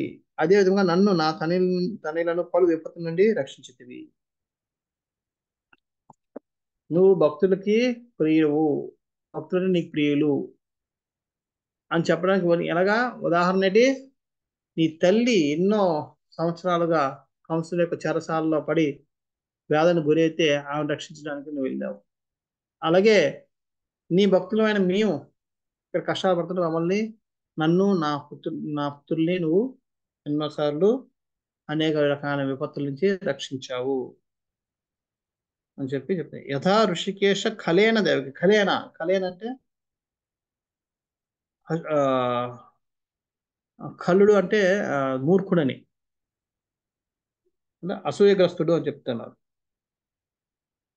మూర్ఖుడైన కంసేన యొక్క రుద్ధ అంటే బంధించబడిన, అతిచిరం అంటే చాలా కాలం నుంచి బంధించబడి ఉన్న దేవకి యొక్క బాధల్ని తొలగించడం కోసం నువ్వు వెళ్ళావు. అలాగే విమోచితాహం, అహం అంటే నన్ను, విమోచిత నన్ను, సహాత్మజ విభో, నా యొక్క ఆత్మజులు నా కొడుకులు, ఆత్మజులు కొడుకులు సహా వాళ్ళతో సహా నన్ను నాతో పాటు నా కొడుకులతో సహా త్వయైవ నాదేనా మళ్ళీ ముహుర్ విపద్గత గణాత్. గణాలు అంటే విపత్తులు అంటే విపత్తులు, గణాలు అంటే సంఘటనలు. విపత్కర సంఘటనల నుంచి నువ్వు మమ్మల్ని మళ్ళీ రక్షిస్తూ వచ్చావు మమ్మల్ని అని చెప్తున్నారు. ఇక్కడ ప్రభుపాద రాస్తున్నారు లాస్ట్. కానీ కుంతిదేవి విషయంలో శ్రీకృష్ణుడు అధికానుగ్రహం చూపి ఉన్నాడు. దేవకికి యొక్క ఉదాహరణ ఆమె చెప్తుంది, కానీ ఇక్కడ ప్రభుపాద వారు ఏమన్నారు, దేవకి కంటే కృష్ణుడు కుంతీదేవికి ఎక్కువ అనుగ్రహం ఇచ్చారట. ఈ విధంగా దేవకి యొక్క ఇతర సంతానం రక్షింపని ఆ దేవదేవుడు కుంతీదేవి సంతానం అంతటిని రక్షించను. కుంతీదేవి ఏమంటుంది, నువ్వు దేవకిని రక్షించావని చెప్తావు, కానీ దేవతని రక్షించలేదు, దేవక సంతానాన్ని రక్షించలేదు. కానీ కుంతీదేవి విషయంలో కుంతీదేవిని రక్షించాడు, కుంతీదేవి సంతానాన్ని కూడా రక్షించాడు. అంచేత దేవకి కంటే కుంతీదేవికి ఎక్కువ అనుగ్రహం వచ్చింది.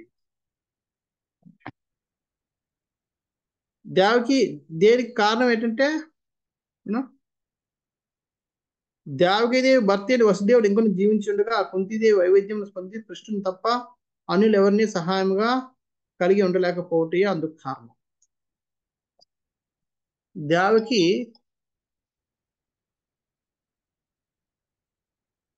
దేవకికి ఆ కృప ఎందుకు దొరకలేదంటే, దేవకి తన భర్త ఉన్నాడు. రేపు ఏమైనా కష్టం వస్తే భర్త బాధ్యత తీసుకోవాలి, భర్త రక్షించాలి. ఆమె భర్త దగ్గరికి ముందు వెళ్తుంది. కానీ కుంతి విషయానికి వస్తే ఎవరు లేరు. ఆమెకి ఏమొచ్చినా కృష్ణుని వేడుకునేది. అంచేత కృష్ణుడు ఆమెకి ఎక్కువ కృపను చూపించాడు దేవకి కంటే. అలాగే ద్రౌపది కూడా, ద్రౌపది ఎప్పటి వరకు అయితే కృష్ణుడి మీద సంపూర్ణంగా ఆధారపడలేదు, అప్పటి వరకు కృష్ణుడు ద్రౌపదికి కృపనివ్వలే. అప్పుడు అవి ఎప్పుడే వరకైతే వాళ్ళని అడుగుతూ వీళ్ళని అడుగుతూ అందరినీ చేసి తను పట్టుకొని నేను అలాగ అంటుంది, అప్పటి వరకు ఆయన కృప ఇవ్వలేదు. అందరిని వదిలేసి కృష్ణ నీ ఇష్టం, ఏం చేస్తావు, నన్ను వ్యవస్థగా నిలబెట్టు లేదా రక్షించి నీ ఇష్టం అని చెప్పి ఏది వదిలేసిందో అప్పుడు కృష్ణుడు వచ్చాడు. అలాగే ఇక్కడ కుంతీదేవికి ఎవరు లేరు, ఉన్నది ఒకరే ఒకరు, ఎవరు, కృష్ణుడు.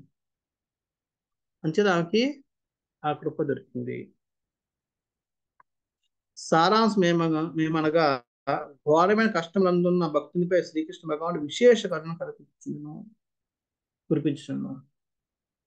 మనకి ఎంత కష్టాలు వస్తుంటాయో భగవంతుడు అంత ఎక్కువ కృప మనకి ఇస్తూ ఉంటాడు. నిస్సహాయ స్థితిలో భక్తుడు తన ఎడ మరింత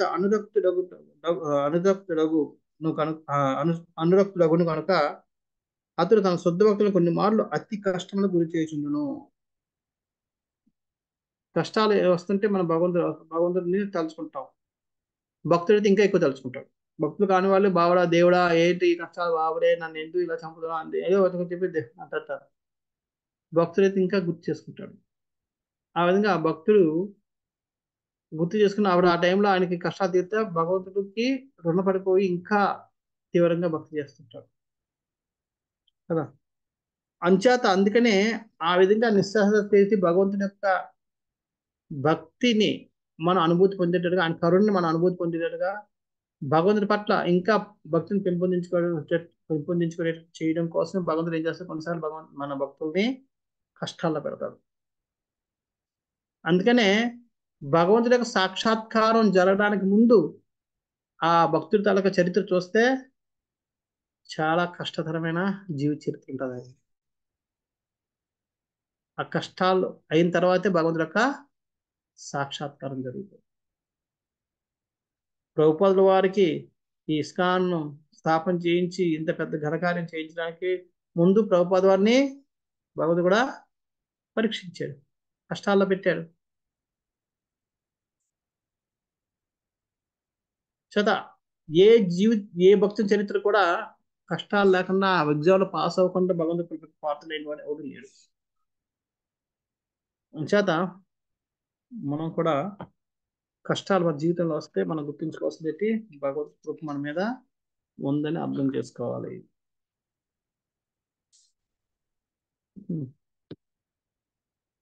భగవాన్ నీడ ఆకర్షణ ఎంత అధికంగా అభివృద్ధి చెందునో అంత అధికంగా భక్తుడికి జయము సిద్ధించగలదు. మనకి ఎన్ని కష్టాలు వస్తాయో అంత ఎక్కువగా మనం భగవంతుడి మీద ఆధారపడుతుంటాం, భగవంతుడి మీద అభిమానం పెంచుకుంటాం, భగవంతుడి మీద భక్తి భావం పెంచుకుంటాం. మనం ఎంత పెంచుకుంటుంటామో భగవంతుడి కృపకు మనం అంత తొందరగా పాత్రలు అవ్వగలుగుతాం. ఆ, మనకి అంత తొందరగా భగవంతుడు మనకి ఈ పరిస్థితులకి జయం చేకూరుతుంది. ఈ విధంగా మనం ఇంకా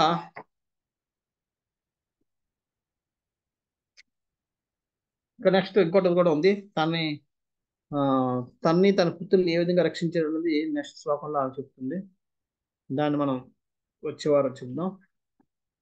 ఎవరికైనా ఏమైనా ప్రశ్నలు ఉన్నాయో చర్చించినప్పుడు.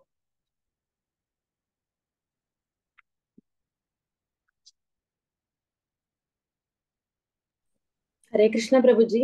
లాస్ట్ వీక్ నెట్ పోయింది, వినలేదు ప్రభుజీ. ఇప్పుడు బ్రహ్మాస్త్రం అశ్వత్థామ 2 సార్లు ప్రయోగించాడా ప్రభుజీ? ఎస్. మొదట అర్జునుడు వెంటపడి తర్వాత శిక్ష వేశాక జరిగిందా ఇంకో బ్రహ్మాస్త్రం ఉత్తరం మీద? అలా ఎందుకు ప్రభుజీ అలాగ 2 సార్లు? ఆయన అంతే 2 సార్లు, ఎందుకంటే మరి అది ప్రయోగించాడు. ఇప్పుడు అది ఈయన కృష్ణుల మాయ చేత అది నశింపబడినది. ఆయన యొక్క అతి తేజశక్తి చేత. ఇప్పుడు దానికి శిక్ష పడింది కదా ప్రభుజీ. మొదటి బ్రహ్మాస్త్రానికి అర్జునుడు అంత శిక్ష వేశాడు, శిరోజాలు కత్తిరించి అంత చేసినా కూడా మళ్ళీ చేశాడు. అప్పటికే ఆయన పంతం వదలలేదు. దీనికి మళ్ళీ శిక్ష పడిందా ప్రభుజీ? ఈ తర్వాత అందుకనే ఇప్పుడు శపిస్తాడు. ఇక భాగవతం లేదు, మహాభారత పుష్టి రోగంతో ఆయన బాధపడతారు 3000 సంవత్సరాలు. ఆ మణి ఏదో కూడా పోతుందో ఏదో మణి ఏదో తీశారు కదా ముందు, అర్జునుడు తీశారు కదా.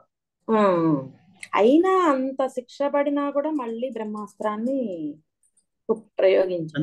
అందుకని ఆయన ద్విజుడు కాదు. ద్విజుడు అయి ఉంటే ఆ మాటకి ఆయన సిగ్గుపడి ఇదే ఉండదు. ద్విజబంధు కాబట్టి ఆయనకు అంత సిగ్గుతనం అవన్నీ ఉండవు, తక్కువ ఉంటాయి. అంతే దుర్పుని వెళ్ళిపోయాడు. ఉప పాండవులు పసిపిల్ల జోలికి వెళ్ళి చంపేశాడు, మళ్ళీ ఉత్తర గర్భంలో పసిపిల్లాడు జోలికి వచ్చాడు. హరే కృష్ణ ప్రభుజీ, అది కన్ఫ్యూజన్ అయ్యి అడిగాయి.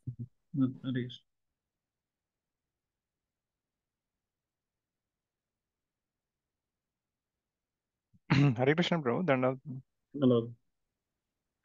రోజు. అంటే ఇప్పుడు మనం ఇందాక ఒక వరుసలో చెప్పుకుంటున్నప్పుడు ఇట్లా కుంతిమాత అంటున్నా కదా రోజు, అంటే ఇదంతా నువ్వే చేస్తున్నావు అని. అంటే ఎంత ఒక ఎగ్జాంపుల్ కూడా ఇచ్చాక మీరు, ఇప్పుడు సినిమాలో మనం చూసి ఇట్లా మనం ఇంపాక్ట్ అయిపోతుంటాము ఒక్కసారిగా. అంటే ఎమోషన్ వస్తుంది కొన్నిసార్లు, ఇట్లా బ్యాలెన్స్ వస్తుంది. అంటే ఇప్పుడు మనం జరుగుతుందంతా జస్ట్ మనం కృష్ణుడు ఒక డ్రామా లాగా చేస్తున్నాం అనుకోవాలి, అది నిజంగా జరుగుతుంది అనుకోవాలి బ్రో? అది ఎట్లా మనం చూడాలి బ్రో? జరుగుతున్న ఇప్పుడు మన మహాభారతం జరిగింది అనుకోండి, అది ఒక హిస్టరీ లాగా చూడాలంటారా, లేకపోతే ఒక జస్ట్ ఏదో కృష్ణుడు ఒక మాయలా చేశాడని చెప్పాను? మాయలాగా కృష్ణుడు మన జీవితాన్ని ఏం చేయడం లేదు. ఆయన ఏమంటున్నాడు, ఆమె ఏమంటుందంటే, ఆ విధంగా ఎలాగైతే ప్రేరణ జరుగుతుందో ఆ విధంగా నీ కోసం నువ్వు అలా ప్రేరేపిస్తున్నావు.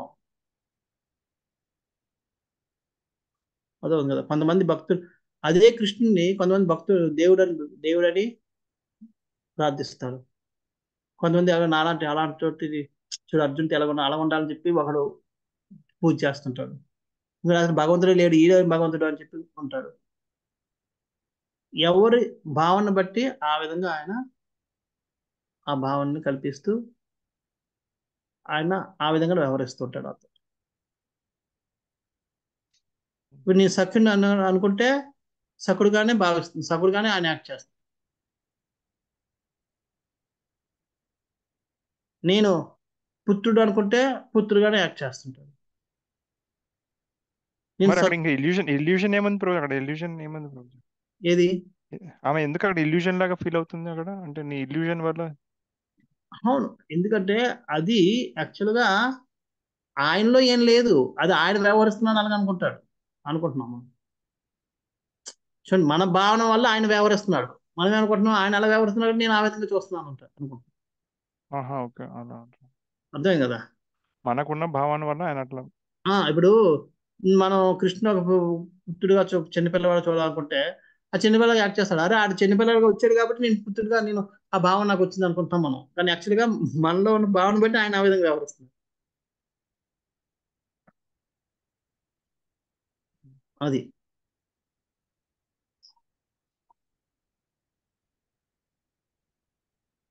ఓకే. అది మనం తెలుసుకోలేకపోతున్నాం. అందుకని అది ఇల్లు ఓకే. అర్థమైందా లేదా? అర్థమైంది బ్రో, అర్థమైంది. అంతే మన భావన వల్ల మనకి అట్లా అనిపిస్తుంది కదా, ఆయన అట్లా మనతో. ఇంకా మనల్ని ఉండేటట్టు చేస్తున్నాడు. ఇప్పుడు కొంతమందికి చూడండి, ఇప్పుడు ఏడుపు సీన్స్ వస్తే అందరూ ఏడరు. అందరికి అవును, అందరికి అలాగే sentiment కొంతమంది ఉంటుంది. ఫైటింగ్ చేస్తే వేసాడా కొంతమందికి ఎంత వైలెన్స్ బాబు అనుకుంటారు. కొంతమంది భావన బట్టి అదే సీన్ ఒకరికి ఒకలా కనబడుతుంది, ఒకలా కనబడుతుంది. ఎంజాయ్ చేసేవాడు ఏం కొట్టాడు, అసలు చెదకు కొట్టేసాడు సూపర్ అంటాడు. యూనో కానీ కొంతమందికి వైలెన్స్ ఇంత వైలెన్స్ అన్నట్టుగా ఉంటుంది కొంతమందికి. సో ఆ విధంగా అది అయితే అక్కడ సీన్ అదే, కానీ ఒకడికి మన భావన బట్టి వాడేమో సూపర్ అంటాడు, వాడు ఎంజాయ్ చేస్తున్నాడు, వాడు ఎంజాయ్ చేయడు. సో అదే విధంగా కృష్ణుడు కూడా మనకు ఆయన మీద ఉన్న భావన బట్టి మనకు అవి కల్పిస్తుంటాడు.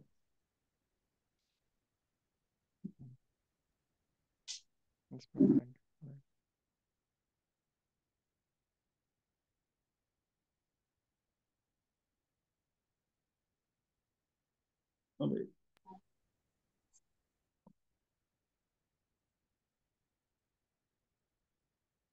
ఎవరికైనా